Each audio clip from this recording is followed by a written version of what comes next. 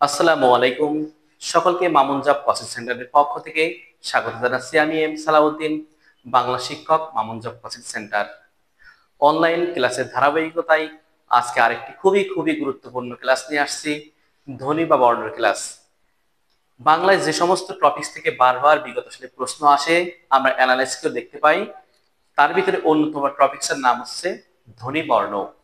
আমরা আজকে ধ্বনি বর্ণের সম্পর্কে খুব ম্যাজিক টেকনিকের সাহায্যে আমরা ক্লাসটা করব এবং ইনশাল্লাহ ছাত্রছাত্রীদের অনেক উপকার হবে। তো আসুন কথা না বাড়িয়ে ক্লাসে চলে যাওয়া যাক। আমরা আজকে ধ্বনি বা বর্ণের ক্লাস নিব। তার আগে ধ্বনি বা বর্ণ সম্পর্কে কয়েকটা কথা বলতে চাই। ধ্বনি হলো একটা আওয়াজ, সেই আওয়াজের লিখিত রূপকে বলা হয় বর্ণ। তো আসলে ধ্বনি বর্ণ সম্পর্কে বেসিক আলোচনার পাশাপাশি আমরা জানি যে বর্ণ দুই প্রকার, একটা স্বরবর্ণ, একটা ব্যঞ্জন বর্ণ। তো আজকের আমাদের আলোচ্য বিষয় হচ্ছে ব্যঞ্জন বর্ণ। ব্যঞ্জন বর্ণ থেকে আমরা বিস্তারিত আলোচনা করব এবং বিগত সালের প্রশ্নের সমাধান ইনশাল্লাহ আপনাদের দেখানোর চেষ্টা করব, আপনাদের অনেক উপকার হবে। তো আসলে দেখেন, আমরা আজকে বর্গীয় বর্ণ লিখছি ক থেকে ম পর্যন্ত, মোট 25টা। তো আমরা প্রথমে শিখব এই ক থেকে ম পর্যন্তের ভিতরে কতগুলো ঘোষ বর্ণ আছে, কতগুলো অঘোষ বর্ণ আছে। তাহলে আমরা ঘোষ এবং অঘোষ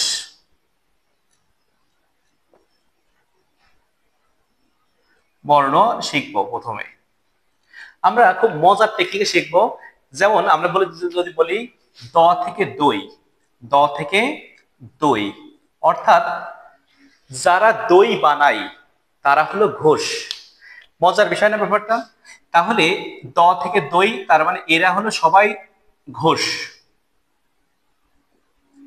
তাহলে বলতে হবে অঘোষ কারা?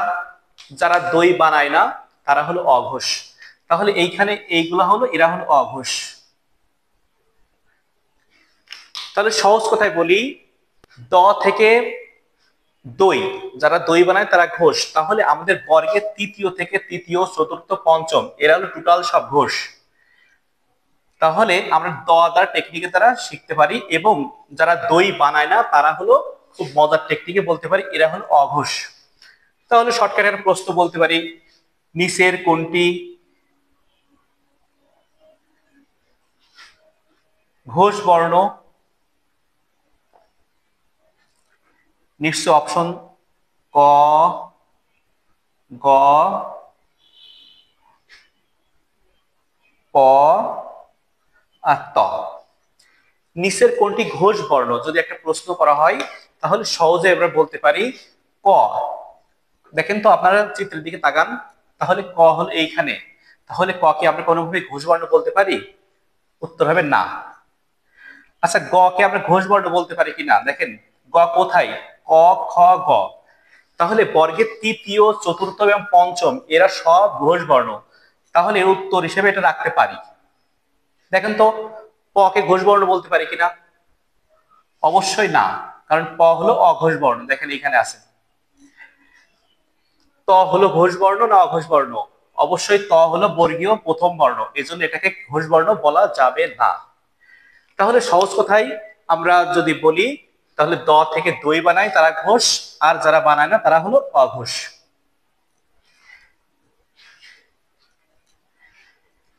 এখন আসি আমরা নাসিক্য বর্ণ। তাহলে নাসিক্য বর্গীয় বর্ণ হলো 5টা। নাকের সাহায্যে যে বর্ণগুলো উচ্চারণ করতে হয় তাকে নাসিক্য বর্ণ বলে। তাহলে নাসিক্য বর্ণ হলো, বর্গীয় বর্ণ হলো 5টা। যেমন ও, ইও, মূর্ধন্য, দন্তান্ন এবং ম। এই হলো নাসিক্য বর্ণ 5টা। তাহলে নিশ্চয়ই আমরা যদি বলি নাসিক্য বর্ণ নিচের কোনটি, তাহলে আমাদের নিশ্চয়ই উত্তর হবে এই 5টা থেকে। এবার আসি আমরা অল্প প্রাণ এবং মহাপ্রাণ। অল্প প্রাণ এবং মহাপ্রাণ।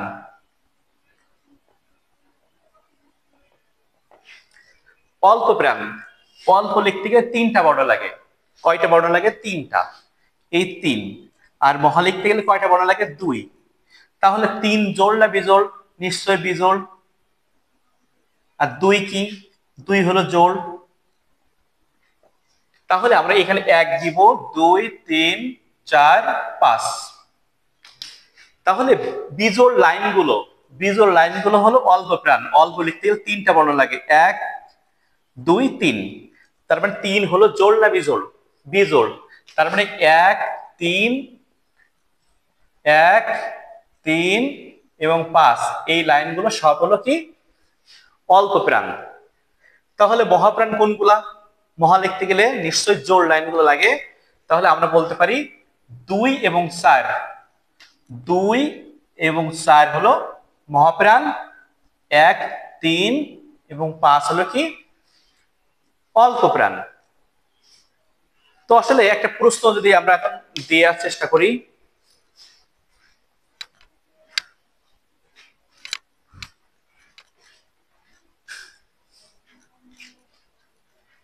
দেখি নিচের কোনটি মহাপ্রাণ বর্ণ? নিচের কোনটি মহাপ্রাণ বর্ণ? ট, দ, ম আর খ। এখন প্রশ্ন ভাই, যদি পরীক্ষার সময় পড়ে তাহলে এই চিত্রটাকে আঁকানো লাগবে? তো যদি আমরা প্র্যাকটিসের পরে থাকি তাহলে এই চিত্র আঁকানোর দরকার নেই। দেখেন নিচের কোনটি মহাপ্রাণ, আপনি যখন এরকম প্রশ্ন আসবে তখন আপনি মহা বলতে কয়টা বর্ণ লাগবে? 2টা। তখন 2। তার মানে 2 এবং 4 লাইন থেকে উত্তর হবে। তাহলে আপনার এই বর্গীয় বর্ণগুলো নিশ্চয়ই মুখস্থ থাকবে। ট, ট হলো বর্গীয় প্রথম বর্ণ না দ্বিতীয় বর্ণ? নিশ্চয়ই প্রথম বর্ণ, কিন্তু আমাদের উত্তর হিসেবে রাখতে পারবো না, কারণ এটা হলো বর্গীয় প্রথম বর্ণ, উত্তর হবে না। তারপরে আমরা দ কে উত্তর হিসেবে রাখতে পারি কিনা, যেমন ত থ দ। দ হলো বর্গীয় 3 নম্বর লাইন, 3 নম্বর মানে বিজোড় লাইন, কিন্তু আমাদের লাগবে তো জোড়, তাহলে এইটা উত্তর হিসেবে রাখতে পারি না। এবার আসলে মো, মো হলো দেখেন প খ ব ভ মো, মো হলো বর্গের পঞ্চম বর্ণ। তাহলে উত্তর হিসেবে আমরা রাখতে পারবো না, কারণ আমাদের লাগবে জোড়। শেষ দেখেন তো খ, তাহলে ক এবং খ, তাহলে খ হলো বর্গীয় বর্ণের দ্বিতীয় বর্ণ, সুতরাং দ্বিতীয় বর্ণ বলতে জোড় বর্ণ, তাহলে উত্তর হিসেবে রাখতে পারি। সহজ কথায় বলি, 2 মহা বলতে 2, 2 মানে জোড়, জোড় লাইনতে উত্তর হবে মহাপ্রাণ, আর বিজোড় লাইনতে উত্তর হবে অল্প প্রাণ।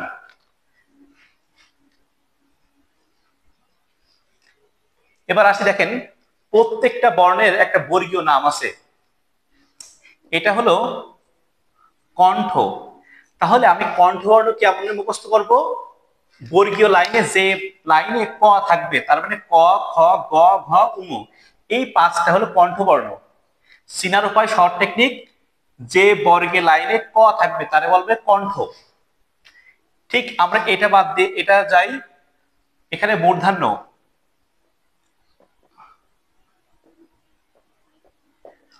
অর্থাৎ যে বর্গীয় লাইনে মূর্ধন্য থাকবে সেটা মূর্ধন্য বর্গের উদাহরণ। তার মানে এই সবগুলো হলো মূর্ধন্যের উদাহরণ। ঠিক তেমনি যে লাইনে দ থাকবে তারে বলবো দন্ত, এবং শেষ লাইনটাতে বলা হয় ওষ্ঠ বা শেষ বর্ণ। কিন্তু এই লাইনটা ব্যতিক্রম, এই লাইনে ত নেই, তাও আমরা এর নাম দিয়েছি তালব্য। দেখেন যে লাইনে ক থাকবে কণ্ঠ, যে লাইনে মূর্ধন্য থাকবে মূর্ধন্য, যে লাইনে দ থাকবে দন্ত, এবং শেষ লাইনটা তো আপনারা জানেন প ফ ব ভ ম, এটা ওষ্ঠ বা শেষ বর্ণ। এখন এটা ব্যতিক্রম, চ ছ বর্গীয় ঝ ইয়, এই লাইনে কিন্তু আপনার ত নেই, তাও এর নাম দিয়েছি আমরা তালব্য। নিশ্চয়ই আপনাদের বেসিক একটা ক্লাস করালাম। এখন দেখি আমরা বিগত সালের প্রশ্ন থেকে আমরা নিজেরাই পারি কিনা। নিচের কোনটি ঘোষ বর্ণ? প্রথম প্রশ্ন, নিচের কোনটি ঘোষ বর্ণ? আমরা শিখছিলাম দ থেকে দই, যারা দই বানায় তারা ঘোষ। তাহলে দেখেন এই বর্গীয় 3 নম্বর 4 নম্বর 5 নম্বর সব হলো ঘোষ বর্ণ। আচ্ছা প্রথম উত্তর হিসেবে রাখতে পারে কিনা ঘোষ বর্ণ? ছ, ছ ছ আমাদের বর্গীয় বর্ণের প্রথম দ্বিতীয় লাইনটা এটা, সুতরাং উত্তর হিসেবে রাখা যাবে না। আচ্ছা, ত কি রাখা যায়? বর্গীয় প্রথম বর্ণ উত্তর হিসেবে রাখা যায় না।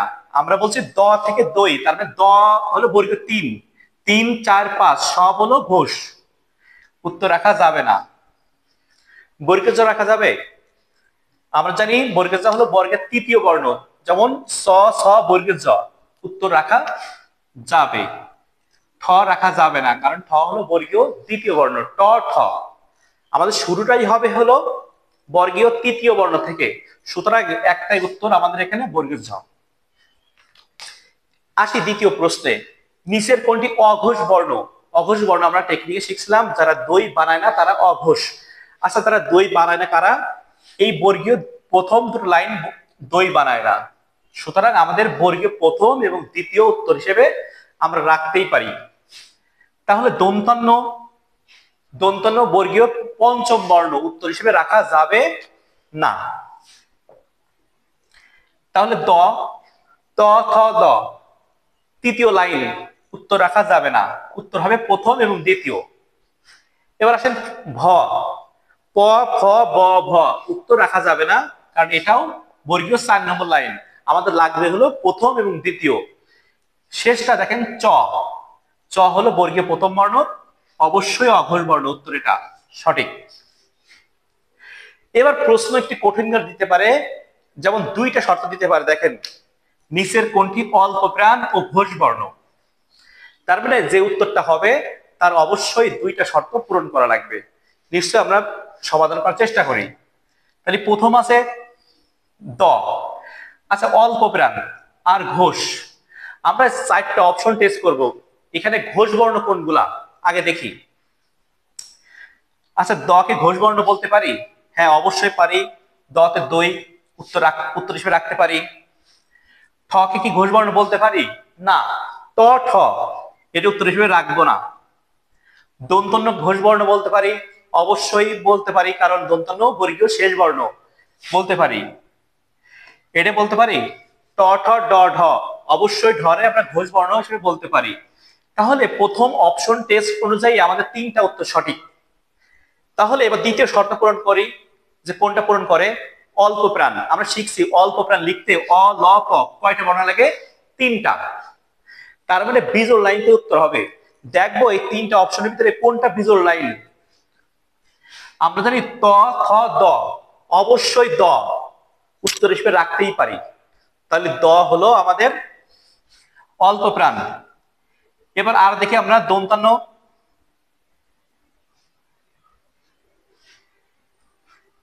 এখানে দন্তান্ন রাখতে পারি, আসলে একটু মিস্টেক হয়েছে, এটা দন্তান্ন,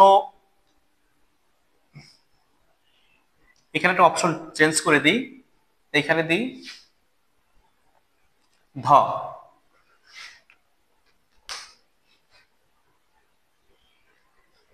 হ্যাঁ, এখানে একটা মিস্টেক হয়েছিল, 2টা ভাষায় অল্প প্রাণ হয়ে গেছিল, সেক্ষেত্রে আমরা একটা চেঞ্জ করে দিলাম ধ। এই ধ কিন্তু মহাপ্রাণ, এই ধ কিন্তু কি মহাপ্রাণ। যেমন ত থ দ ধ বর্গীয় 4 নম্বর লাইন, কিন্তু উত্তর হিসেবে আমার হবে তো 3 নম্বর লাইন থেকে, মানে বিজোড় লাইন থেকে, উত্তর হিসেবে হবে না। লাস্ট অন দেখি ঢ, এই ঢ কিন্তু বর্গীয় 4 নম্বর লাইন, ট ঠ ড ঢ, তাহলে এটা উত্তর হিসেবে হবে না। তাহলে প্রথম শর্ত সব 2টা পূরণ করছিল, 3টা পূরণ করছিল, কিন্তু পরের শর্ত একটাই পূরণ করে, সেটা হলো দ। দ হলো অবশ্যই ঘোষ বর্ণ, এবং পাশাপাশি আমরা বলতে পারি দ হলো অল্প প্রাণ, কারণ বর্গীয় 3 নম্বর লাইন। নিচের কোনটি মহাপ্রাণ ঘোষ বর্ণ? আমরা শিখছি আগে, দেখো ঘোষ বর্ণ কোনগুলো, অপশন টেস্ট। স ছ, এই ছ কে আমরা ঘোষ বর্ণ অবশ্যই বলতে পারি না, কারণ এটা বর্গীয় 2 নম্বর লাইন। প ফ ব ভ অবশ্যই ঘোষ বর্ণ বলতে পারি। ত থ ঘোষ বর্ণ বলতে পারি না। দ, ত থ দ অবশ্যই ঘোষ বর্ণ বলতে পারি। তাহলে প্রথম শর্ত অনুযায়ী আমাদের 2টা উত্তর সঠিক আর 2টা বাদ হয়ে গেছে। কি কি আছে? ভ আছে এবং দ আছে। আমরা এটাও জানি মহাপ্রাণ লিখতে গেলে 2টা বর্ণ লাগে। কয়টা? 2টা। তার মানে যে লাইনটা উত্তর হবে অবশ্যই জোর হবে।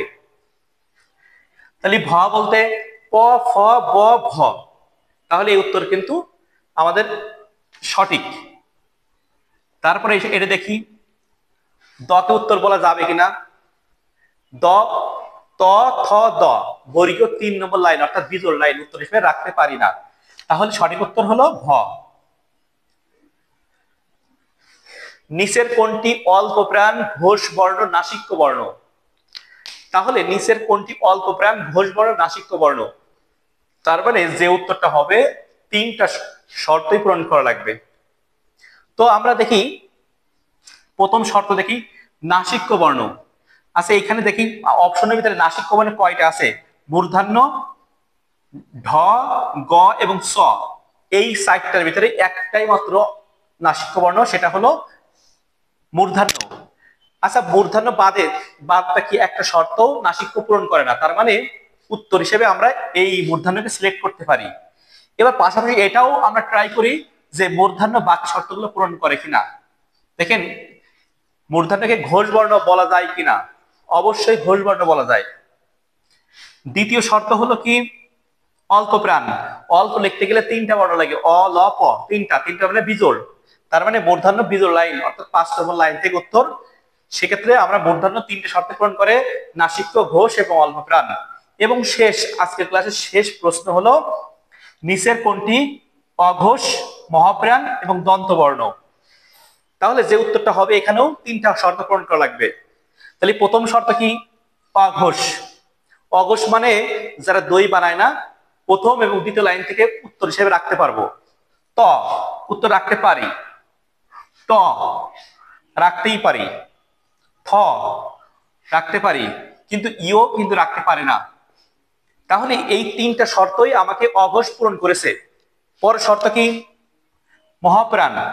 মহাপ্রাণ শিখতে আমরা শিখেছি যে কোনো 2টা বর্ণ লাগে, তারপরে জোড় লাইনতে উত্তর হবে। ত এটা বর্গীয় প্রথম লাইন অর্থাৎ বিজোড়, উত্তর হিসেবে রাখতে পারবো না। ট এটাও বর্গীয় প্রথম লাইন, উত্তর হিসেবে রাখা যাবে না। তাহলে নিশ্চয়ই একটাই বাদ আছে, আমরা উত্তর হিসেবে রাখতে পারি কিনা। থ, থ হলো অবশ্যই মহাপ্রাণ। ত থ উত্তর হিসেবে রাখতে পারি। এবার আর একটা শর্ত পূরণ করে কিনা, দন্তবর্ণ কিনা। আমরা জানি যে লাইনে দ থাকবে তাকে বলা হয় দন্তবর্ণ। সেক্ষেত্রে আমরা মহাপ্রাণকে সঠিক উত্তর বলে বিবেচনা করতে পারি, কারণ এটা 3টে শর্তই পূরণ করে। তো এই পর্যন্ত যে ক্লাস নিলাম আশা করি আপনাদের উপকার হবে। সবাই ভালো থাকবেন, মামুন জব কোচিং এর পাশে থাকবেন। আল্লাহ হাফেজ।